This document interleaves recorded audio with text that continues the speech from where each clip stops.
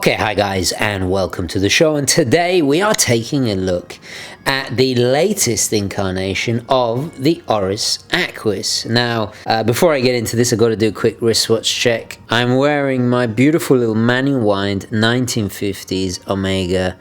This I've nicknamed the Marble because of that beautiful patina dial. I'm still absolutely in love with the charm and character of this beautiful vintage piece. Look at that crystal. Anyway, so back to the video. The Oris Aquis. Well, where should we start? Now, those of you who've been following the channel since the early days, you will know that the Oris Aquis is a favorite. It's a favorite of the community. It's a favorite with a lot of diving enthusiasts because, of course, they have some of their higher end Aquises have the depth gauge complication. Oris is a brand that I absolutely adore. They're still independent to this day. They were founded in 1904. Excellent Swiss brand with a ton of offerings from quite affordable all the way to the luxury. I massively respect Oris. They have an outstanding dynamic range of watches that are refreshing, tastefully done, extremely well made, and unpretentious. From their aviation watches to their classic dress watches, and of course, their divers. They also have a wonderful heritage and list of incredible innovations, from the depth gauges to the analog altimeters. It's a brand you can be proud of to wear, and I will always continue to review and make Oris a priority. The Oris Aquis is a very important watch for me. I've owned it twice, the first generation. This is the 2017 update, which was released at Baselworld. Currently, the more retro-inspired, like the Oris 65, the Brashear in bronze, the special edition, which I've also reviewed, they've kind of taken the limelight. And the Aquis, although extremely popular, was a huge part of the inspiration that got me to start my channel, because back then, well, 3 years ago now, no one was really talking about the Aquis. I happened to buy it and I just was so impressed at what I got for just under $1,000. It really needed to be talked about. These days, you know, the cat's out the bag. Everybody and their mothers on YouTube making videos about the dive watches at this level, because before it was very much the entry level and the luxury. I really felt that the Oris Aquis had so much to offer and such a unique, distinctive design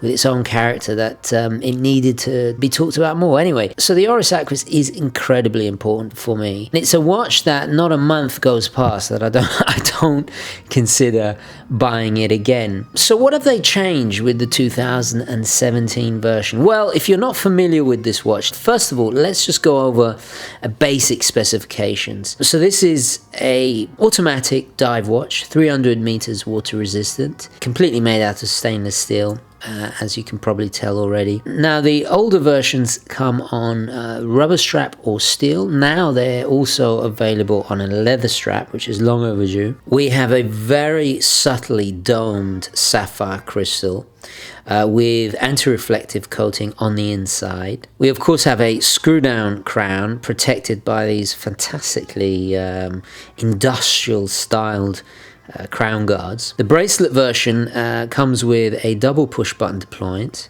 which is beautifully made. It also has a diver extension and micro adjustments. It is of course signed Oris there. The links themselves are held together by tiny little screws there, so no expense has been spared. Really nice to see that. On the back we have a display back, which is framed beautifully in this kind of porthole styled case back. Really cool. And of course you can see the iconic red rotor, which is a little calling card of Oris that they do on pretty much all of their watches, I think. So inside we have the same movement as before, which is the Oris Caliber 733, which is of course based on the Sellita SW200-1. I really highly rate this movement, incredibly reliable. It is an ETA clone, of course. It has a quick set date that you see displayed at the 6 o'clock on the dial. So 38-hour power reserve. It's a 26 joule movement, operates at 28,800 vibrations an hour, bidirectional winding, and of course it is customized with the red rotor. If we unscrew the crown and pop it out, all the way, you'll see that the second hand has stopped, so it's got hacking. And if we pop it back in and let it go, you can also hand wind it, which is fantastic. Accuracy with this particular piece, I'm getting about +7, which is perfectly acceptable. I couldn't think of a better movement to have in this watch. We have, of course, a unidirectional bezel, which is 120 click. It has a very solid action, and I gotta say, I think the action has been improved. I'm not sure if that's part of their improvements, but it does feel a little bit more solid than before. The insert is, of course, ceramic, and we have the numerals and little markers there engraved, and they are painted in, which gives a wonderful kind of three-dimensional aspect. Very crisp white to contrast the black there. It's a glossy black. I'm not quite sure, but I think before it was matted, but then again, you know, there's been so many versions of the first generation of Aquis now. They just kind of exploded with colors and just wonderful. Now, the dial is certainly different. This time we have a beautiful, rich, deep blue sunburst effect going on there. I love the way the sunburst plays with the light. In certain angles it looks dark and almost black, then in others quite bright blue. It's very oceanic in its color scheme and quite enthralling to look at. Some of the later generation ones did have something similar, but this has become standard now on the newer generation of Aquis. So what else is different? Well, quite a lot of it has got to do with the dial. The indices are very slightly nuanced. If you see towards the inner part of the indices, they now slope downwards. Also, the hands have changed. Now we have more kind of boxy style hands, whereas before it was more leaf style. The second hand, I'm pretty sure, is the same. Also, the text on the dial is different. We have actually got Aquis written there, but pretty much the layout is very, very similar. And I'm happy about that because it's a wonderful dial, in my opinion. It's extremely legible, it's well thought out. The proportions, the shapes, the scale of things and how they relate to other parts of the watch, it's just spot on. We have, of course, Superluminova with that beautiful blue tint, and I'll insert a shot now. With the 12 o'clock marker, slightly longer than the others, just to give you orientation. We have Lume Pip in the bezel as well, and a shorter one at the 6 that makes way for the date, again helping with orientation. The lume is fantastic. It's what you'd expect with Superluminova. They have also sectioned the lume on the hour hand just to make it easy to distinguish between the hour and minutes. Very subtle touch, but well thought out. I love the date position at 6 o'clock. It gives the dial tremendous symmetry, which I'm glad they have kept. It's a wonderful, wonderful layout. I gotta say, even though I'm a sucker for sunburst dials, I do prefer the matte of the originals. I just feel it suits a diver better, but that's just my opinion. Again, this is purely to do with your taste, I guess. This is a little bit more kind of dressy. It gives a more elegant luster to that dial. So what else has changed? Well, I gotta say, and I noticed this off the bat as soon as I took it out of the box, it's lighter. The links, which are pretty much the same shape, we have brushed in the center and then flanked by a high polished links. They're the same shape, but they're noticeably thinner. They've made the watch a little less bulky, and the weight is now, I think, 180 grams, whereas before I think it was about 190 or 200 grams. The clasp is pretty much the same. Also, they've made the lugs slightly smaller, hardly noticeable, but they have improved the crown. The signed crown has now a bead blast finish framing the Oris brand name there. The crown guards, I believe, I'm not quite sure, they look pretty similar, and I'm glad they didn't change it because it's something that I do find very kind of charming, extremely modernist in its style. I love these crown guards. I adore the angles they use, almost brutalist in its appearance. Gives that hard tool-like aesthetic, which I really, really do like. Now, the final change they've made to the Oris Aquis is actually its dimensions. If we get the old calipers in, we have a diameter now of 43 0.6. It's a 0.5 millimeters larger now. The height is 12.5. Lug to lug is about 49, so still quite big there. And then the lugs just a smidgen under 23. So it's a fraction wider, which is quite unexpected. I really thought they'd go smaller, considering the trends these days that things are slowly, going back. So let's pop it on the wrist and see how it actually wears. So there we go. Now, I'm not going to remove any links because I have been lent this in by my good friend Saltzmans. I don't want to risk damaging the watch. But you can see as I hold it on my wrist, it's still a big, hefty watch. Although, the fact that they've lessened some of that bulk with the lugs, with the bracelet, it does wear quite comfortably, I gotta say. I think for the larger wristed, it's going to be absolutely wonderful. I mean, it really is going to be a pleasure to wear. I only wish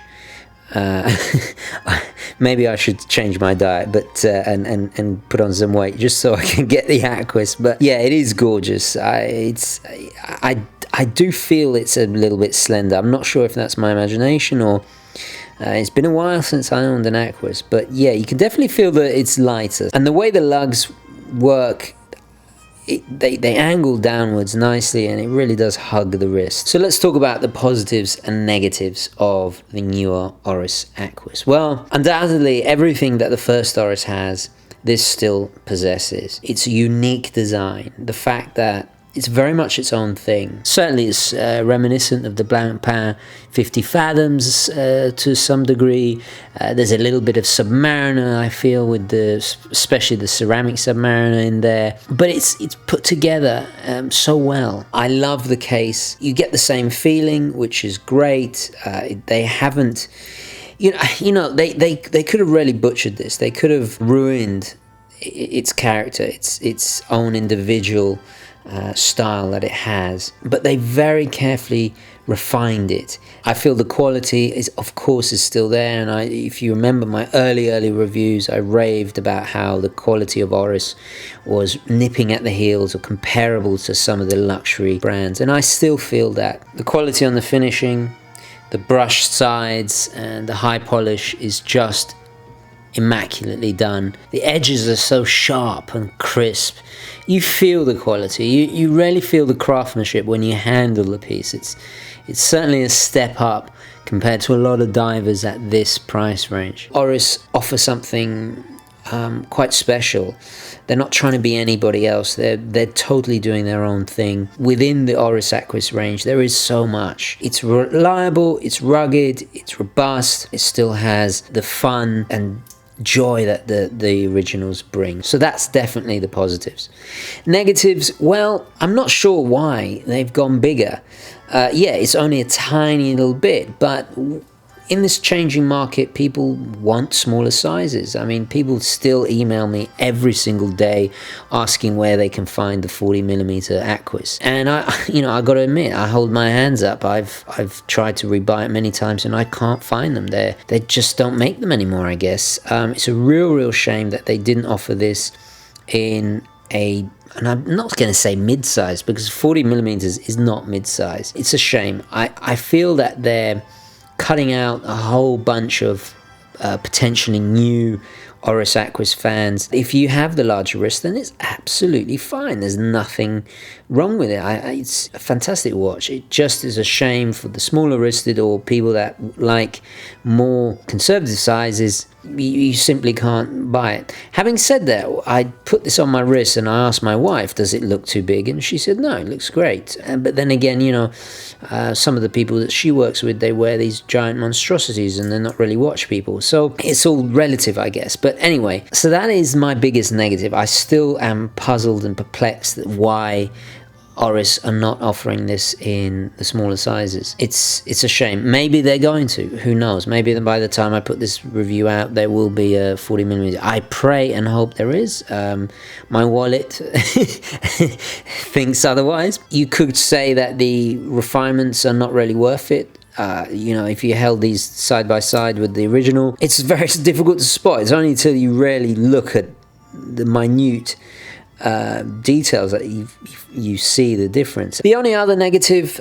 which is basically the same as the first generation, and that is the lugs, the integrated lugs. Now, I really love them. I feel that it sets the Aquis apart. Even for me, you guys know I love my NATO straps. The NATO adapters are very clumsy, and it just doesn't really work with this case, in my opinion. Although now you can get leather straps, and there are a ton of aftermarket strap makers that make really fantastic, all kinds of textures. So it might put a lot of people off, and I did criticize it in the first early reviews, but you really can't blame the Oris Aquis, in my opinion, for its lug design, because I think it is integral to the appeal and general aesthetic that makes the Aquis just so distinct from a very oversaturated market. It's easy to criticize, but it's a difficult thing to pull off. Is it going to be worth paying extra for these tiny little improvements or refinements, really? Because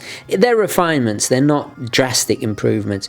Personally, I don't think so. I feel that the previous generation still offers so much, and it's incredible value for money. Is this still the best or one of the best divers for around the $1,000 mark? Well, this is priced a little bit more now, so I would say go with the first generation. Unless this really tickles your fancy, then yeah, it's still one of the best divers at that price range. Before we wrap this up, I just want to give a quick shout out to Saltzmans, who have become official Oris authorized dealers. You guys know I borrow a lot of watches from them. They are my watch repairers of choice. Now, they will be offering a discount for Urban Gentry viewers, so don't forget to mention the channel if you're at Saltzmans and you're considering buying an Oris. I think that's wonderful. It's really cool that they do that, and they appreciate the channel and you guys, of course. So a massive thank you to them for entrusting me with this beautiful piece. So sadly, I have to return it. I wish I didn't. It is absolutely gorgeous, but yeah, I've got far too many divers. But yeah, the Oris Aquis, still one of the best in a very competitive market. Yeah, what a watch. Anyway, guys, I'm going to leave it there. Please don't forget to add your thoughts, queries, comments, opinions, all the rest of it down below. Thank you very, very much for watching, and please don't forget to like this video if you enjoyed it and found it useful, and I will catch you in the next one. Okay, guys, ciao.